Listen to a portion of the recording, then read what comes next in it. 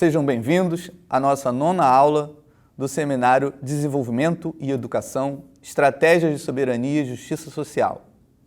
Eu sou Alberto Dias Mendes e tenho ao meu lado o professor Zacarias Gama, com quem estabelecerei um diálogo em forma de entrevista. Zacarias, muito obrigado por estar aqui conosco. Nós discutiremos nesta aula a educação enquanto ordenadora das classes sociais no sistema capitalista e as possibilidades desta ser um instrumento de emancipação social.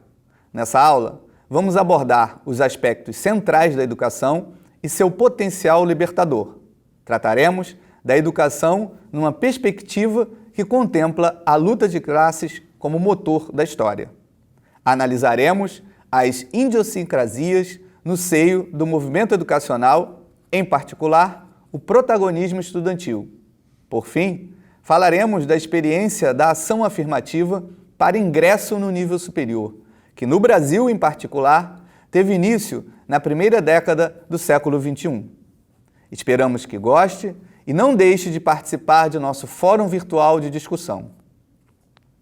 Zacarias, educar tem sido uma arte cada vez mais difícil no estágio atual das sociedades, principalmente nos países de capitalismo dependente da América Latina. A universidade tem se constituído como espaço prioritário de construção de conhecimento capaz de emancipar o indivíduo e desenvolver uma sociedade com autonomia tecnológica e científica. Tomando como base a experiência brasileira das reformas da educação superior, articulada com o processo de desenvolvimento científico e tecnológico, como você analisaria os efeitos desse debate no âmbito da luta de classes? Boa pergunta. Olá, Alberto. É um prazer estar aqui com você nessa aula e esperamos que seja do gosto de todos, né? E vamos à sua questão, que não é uma questão tão fácil de ser resolvida. Em primeiro lugar, porque eu tenho que considerar o espaço público e o espaço privado. Se eu entender o espaço público como sendo de todos, é o espaço a partir do qual nós, homens, sociedade, né, nos organizamos para acessar as coisas que existem planetariamente para nossa fruição. O espaço privado é o antagonismo a esse espaço público. Significa que, na correlação de força entre público e privado, quanto mais força, né, houver do lado público, tanto maior ele avança sobre o privado e vice-versa. O que a gente tem visto é que nessa luta, nesse antagonismo entre público e privado, tem sido considerável, planetariamente falando, a privatização desse espaço público. Aqui no Brasil é muito comum a gente perceber na rua, né, as pessoas em plena calçada se organizarem para fazer aquele churrasquinho ao fim da tarde, ou os camelôs, né, sem se darem conta de que a calçada, que a rua é um espaço público, é um espaço de todos, mas que tem sido privatizado sem nenhuma cerimônia. No campo do sistema educacional brasileiro, o avanço dos privatistas, né, ele é cada vez maior. Atualmente, com a chegada de capitais estrangeiros, os grandes investidores internacionais, seja na Bolsa de Nova York, na Bolsa de Londres, ou mesmo na Bolsa de São Paulo, na Bovespa, a gente percebe incrivelmente a quantidade de dinheiro que entra para investir, sobretudo na educação superior. O Brasil é, sem dúvida, hoje, um dos mercados mais atraentes. Em termos de volume de negócios, é o 8º mercado mundial e, consequentemente, é um grande atrator. Então, não é por acaso que grandes grupos internacionais, isto é, com capital internacional, estão presentes em em todos os estados brasileiros e com uma aceleração muito grande em direção ao interior, né? Eu próprio estive aí fazendo algumas diligências quando fui nomeado pelo MEC e é de estarrecer como é que esses grandes grupos chegam, né, em cidade média do interior brasileiro e efetivamente dominam a educação. Há um determinado grupo que domina a educação municipal. O secretário de Educação é uma pessoa nomeada diretamente por esse grupo, todo o material pedagógico, enfim, toda a educação desse município. E, em termos de educação superior, não tem sido diferente. Então, lamentavelmente, não só o sistema universitário, o sistema educacional brasileiro, né, está se tornando aprisionado, restringido por essa iniciativa privada, como também o próprio desenvolvimento científico e tecnológico, né? Eu penso muito que a ciência deveria estar a serviço de finalizar as nossas necessidades, mas não é exatamente isso que ocorre, né? Se você pensa no desenvolvimento da célula-tronco, por exemplo, com capital privado, dá para a gente imaginar quantos terão acesso a um transplante de medula óssea, né? Isso vai custar os olhos da cara, não vai ser uma coisa simples.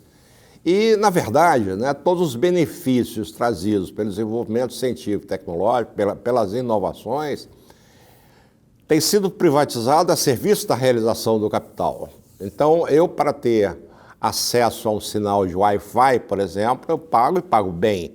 E nem sempre eu recebo o melhor serviço, né? Para eu ter acesso ao melhor meio de transporte, eu preciso de meter a mão na minha poupança particular e, consequentemente, acessar esse bem. Então, esse desenvolvimento científico ele é excludente, ele não, infelizmente não é para todos, né?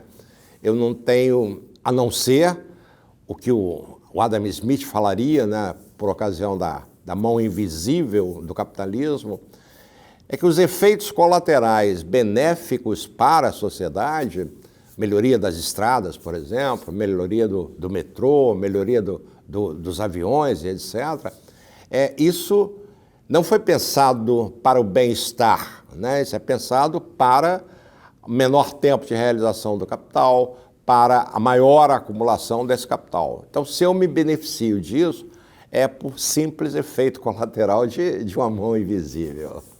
Muito bem, muito bem. Há um debate que atravessou todo o século XX e parece permanecer no XXI, que diz respeito à contradição entre o público e o privado, como você bem falou. Enquanto alguns países latino-americanos, como o Brasil, possuem educação pública, mesmo que divida espaço com o setor privado, há outros que o ensino superior é somente privado.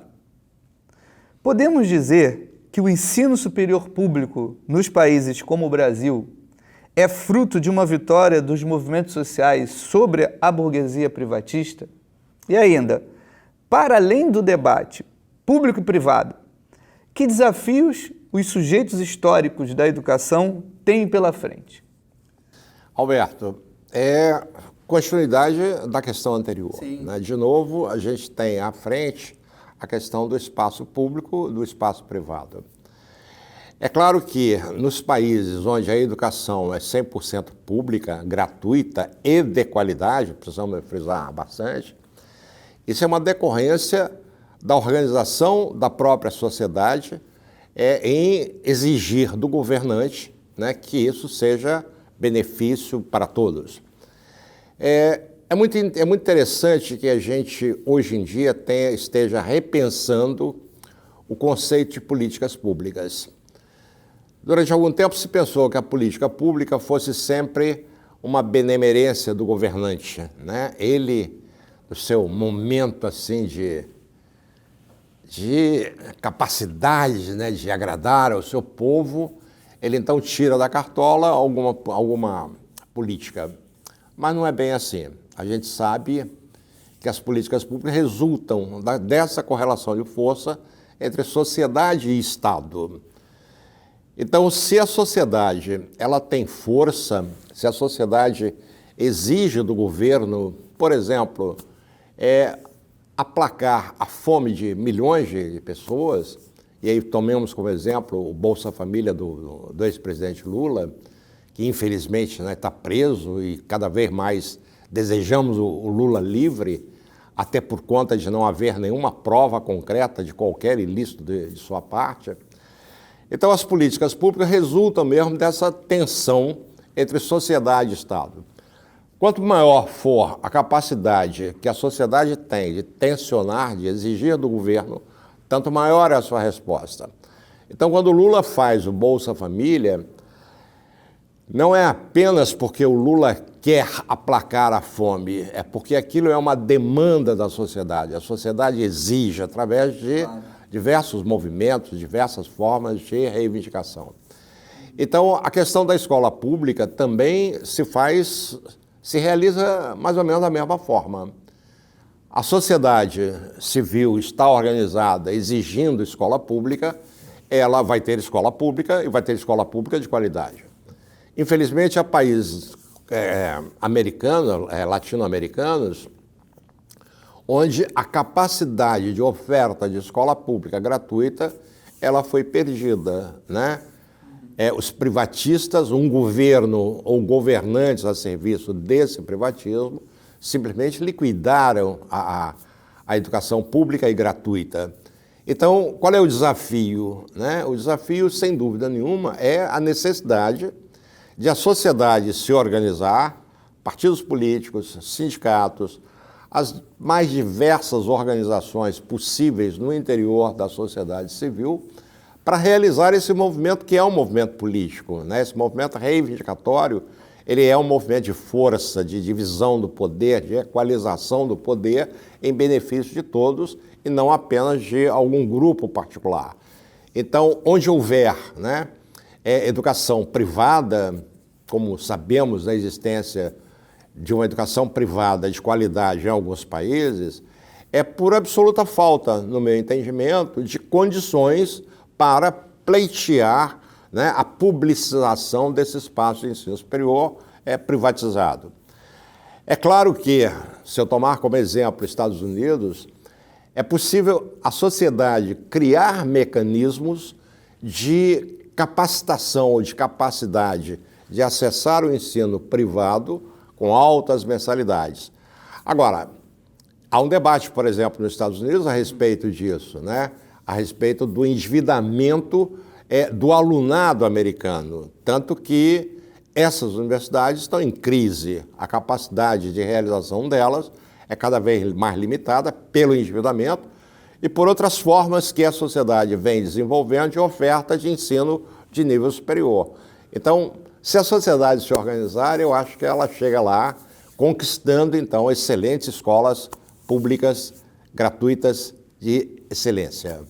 Zacarias, no Brasil, durante muitos anos, as pessoas com acesso à universidade não refletiam o perfil socioeconômico e étnico da maioria da população. As ações afirmativas constituíram-se como uma medida desigual para igualar os desiguais. Negros e índios tiveram, com as cotas, mais oportunidades de acesso aos cursos de nível superior. A partir da questão das cotas raciais, principalmente, como a mudança do perfil do aluno universitário pode contribuir para a transformação social que está no horizonte da esquerda latino-americana? Olha, eu me sinto muito contemplado, muito feliz em trabalhar na Universidade do Estado do Rio de Janeiro, que foi pioneira no Brasil na implantação de um sistema de cotas. Cotas para negros, cotas para índios, cota para filhos de policiais e bombeiros mortos em combate. Eu lamento que ainda esteja faltando. Nós precisamos ainda de cota para imigrantes pobres, precisamos de cotas para ciganos e para outros grupos, né, que existem no Brasil. Mas, de fato, o Brasil é uma sociedade multirracial, né? Mesmo em pleno império, né, mesmo em plena ordem escravocrata, brancos, negros, indígenas eram forçosamente obrigados a conviver. Mas com direitos exclusivos ou concentrados exclusivamente entre os brancos e uma negação absoluta de direitos para negros, indígenas e outros, judeus e outros que viviam na sociedade brasileira. Felizmente, esse tempo passou, né? A proclamação da República, a coisa pública ser de todos, nos permite iniciar um processo de democratização muito interessante, né? A gente vem, especialmente a partir dos anos 1930, né, lutando pela escola pública gratuita e de qualidade, com bastante sucesso. Já chegamos hoje a ter uma presença da escola pública em todos os municípios brasileiros, em todas as cidades e vilas brasileiras. É um exemplo fantástico de democratização de uma instituição pública. As igrejas, os hospitais, os bombeiros, etc., não têm igual penetração. Nem a Caixa Econômica, né, ou as loterias esportivas estão tão presentes no território brasileiro como a escola. Nossa luta atual tem sido transformar essa escola, essa quantidade de escolas, que atende aproximadamente a 48 milhões de jovens até 17 anos de idade, com livros escolares gratuitos, com merenda gratuita, transporte escolar gratuito, professores, né, à disposição deles boa parte do dia, mas sem qualidade. Né? Uma educação que ainda não se faz com professores qualificados e com a remuneração competitiva em termos de mercado. É uma educação que se faz sem que esteja impregnada de valor de uso e de valor de troca. É uma educação adquirida ao longo de uma escolaridade de 8 anos, em que a criança, o jovem, não pode utilizar, né, fazer uso daquela educação para a sua própria inserção no mundo e em diversas partes desse mundo, com várias línguas desse mundo, etc. E o valor de troca é pequeno, né? O mercado valoriza pouco o currículo escolar adquirido numa escola pública. Então nós precisamos avançar, né? Esse é um grande desafio. Mas voltando à questão de cotas, eu acho que ela demorou a existir. Nós já deveríamos estar com cotas há mais de 50 anos, ou na verdade desde, né, a proclamação da República. Mas que bom, começamos com as cotas no início dos anos 2000, acho que foi 2002 aqui na UERJ, né, quando a lei de cotas começa a vigorar. E eu me sinto muito feliz em transitar no meio de garotos negros, de garotos, né, de origem indígena, de outras origens, aí, de filhos de policiais pobres e etc., mostrando efetivamente a cara de um país multirracial, né? Não tem sentido o privilégio, a exclusividade da universidade só para brancos, considerando ainda mais que são aqueles que detêm o capital, aqueles que têm acesso absolutamente a multidão de coisas que existem por aí. Fico feliz em ver que não há diferença em termos de rendimento acadêmico entre o aluno não cotista e o aluno cotista.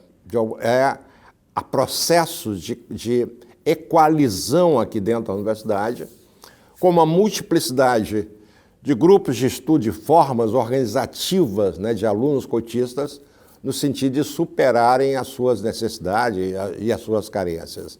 É muito interessante a expectativa deles, cotistas, e sobretudo a minha, né, de que uma vez ex-cotistas, uma vez formados e, portanto, ex-cotistas, eles sejam capazes de se transformar em intelectuais orgânicos dos seus próprios grupos, né? Organizadores das suas lutas, organizadores da cultura negra, da cultura indígena, numa situação de igualdade. Jamais haverá o branqueamento dessa população, né? Jamais deixarão de ser indígenas, mas precisam se afirmarem, né, como negros, como indígenas, como filhos de policiais, né, pobres, mortos em combates, como sujeitos de direitos iguais, né? Eu acho que deve ser a nossa obstinação, garantir a todos que nascem livres os mesmos direitos, os mesmos acessos. Para mim isso é democracia, né? Nós só teremos uma democracia plena quando nós equalizarmos mesmo, quando todos tivermos direito de acesso às mesmas coisas, à fruição das mesmas coisas. E é claro que eu ficaria muito feliz de ver uma sociedade plenamente democrática com o fim da propriedade privada, quando efetivamente todos nós seremos fruidores e não proprietários ou consumidores das coisas existentes para nossas delícias. Muito bem. Bom, professor Zacarias, muito obrigado pelas contribuições que trouxe ao debate, ampliando o nosso horizonte de análise de um tema essencial para a luta latino-americana. Na próxima aula, discutiremos a educação para além do capital. Leia a nossa bibliografia e participe do fórum de discussão, trazendo suas ideias e dúvidas. Um forte abraço.